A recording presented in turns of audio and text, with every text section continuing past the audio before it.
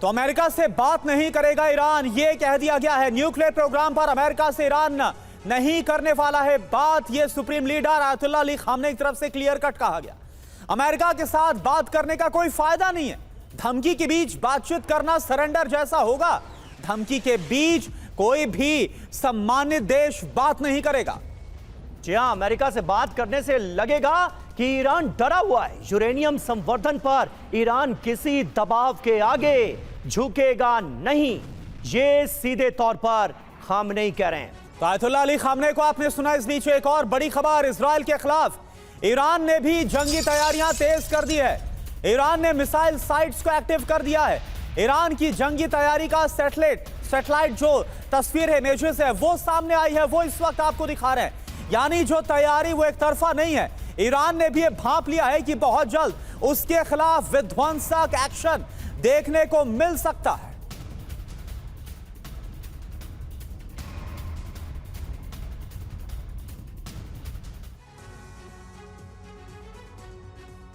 और आइए अब आपको दिखाते हैं कि कैसे ईरान फिर से अपनी मिसाइल साइट्स को एक्टिव कर रहा है। और जो ईरान इजराइल जंग हुई थी उसमें ईरान की मिसाइल ताकत के बारे में सबने देखा, सबने सुना, सबने जाना। ये देखिए, एक मिसाइल साइट्स की सैटेलाइट इमेज आपको दिखा रहे हैं जो 25 जून 2025 को कुछ ऐसी नजर आ रही थी। और अब 5 सितंबर 2025 में आप जो देखेंगे उसमें तस्वीरों में काफी बदलाव नजर आ रहा है।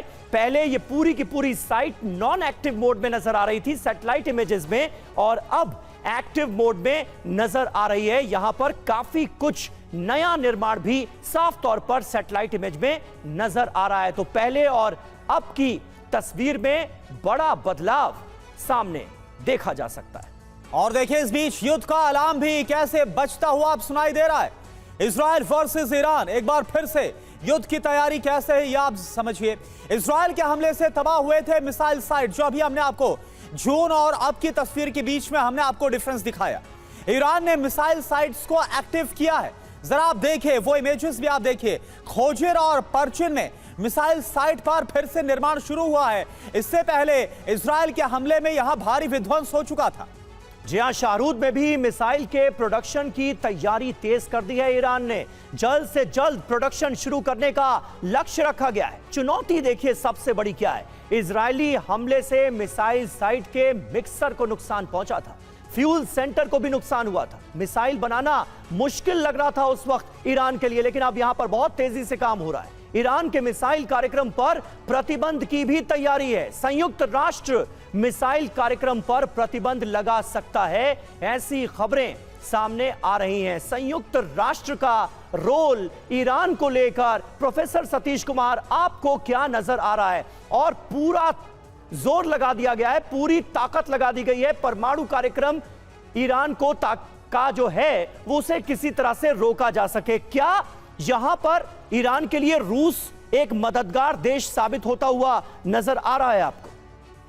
शब्दों में तो समीर निश्चित रूप से रूस की बातें ईरान के पक्ष में दिखाई देती हैं, लेकिन अगर हम इसकी तहकीकात करें और वास्तविकता में जाएं तो हमें लगता है कि ईरान के अंतर्राष्ट्रीय सपोर्ट सिस्टम निरंतर कमज़ोर होता जा रहा है, और बाकी पश्चिमी दुनिया जो लगातार ईरान पर हमलावर है वो मजबूत होती जा रही है। तो कहने का अर्थ कि ईरान की स्थिति बहुत अच्छी नहीं है।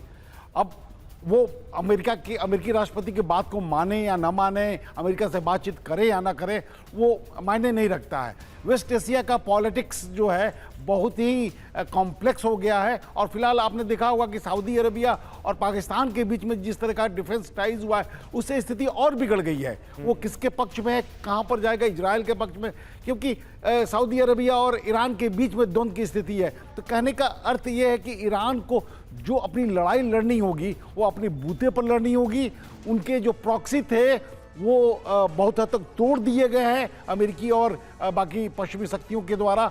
बाद में भी भले हुतीज आक्रमण कर रहे हैं, ड्रोन अटैक कर रहे हैं, लेकिन उनकी क्षमता उतनी तीखी नहीं है जितनी होनी चाहिए। बिल्कुल सही बात है। और अमेरिका और इजराइल का रुख ईरान को लेकर बहुत आक्रामक नजर आ रहा है। फ्रांस की तरफ से भी दबाव लगातार बढ़ता नजर आ रहा है। रूस किस हद तक साथ देगा ईरान का, यह देखने वाली बात होगी। आप सभी खास मेहमानों का बहुत बहुत शुक्रिया।